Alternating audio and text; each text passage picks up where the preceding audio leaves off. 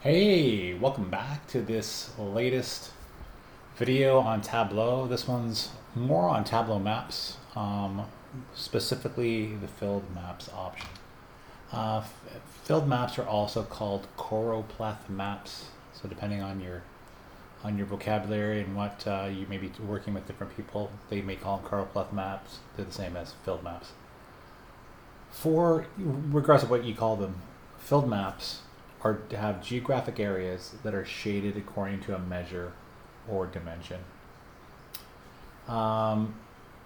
Filled maps that shade geographic areas in different colors can be created just as quickly as symbol maps, which you know from a previous video can literally just take seconds. So it's again a really effective way to visualize something very quickly. Gonna give you an example.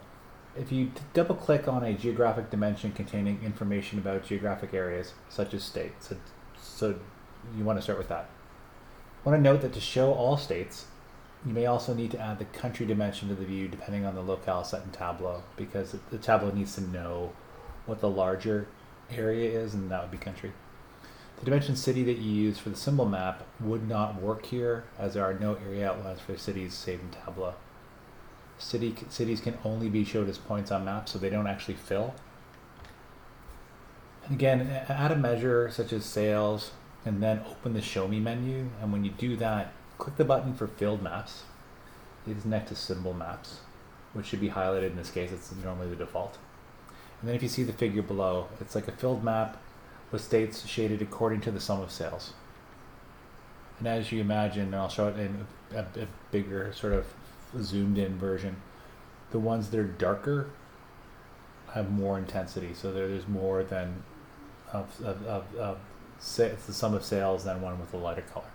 So again, it really easily shows, let's say that California has probably the highest sum of sales. Texas is close example, and also obviously New York in the Northeast. Here's a tip. As you probably noticed from working with Tableau, there's a number of ways to actually do any specific task. So instead of just using the Show Me function to get to a filled map, you could also switch the mark type from automatic to map in the drop-down menu of the marks card, as you see here below. This is an example of creating a filled map by selecting the appropriate mark type in the marks card. I'll show that to you in more detail.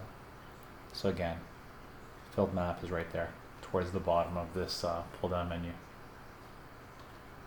So that was a really quick view of Tableau Maps, Filled Maps.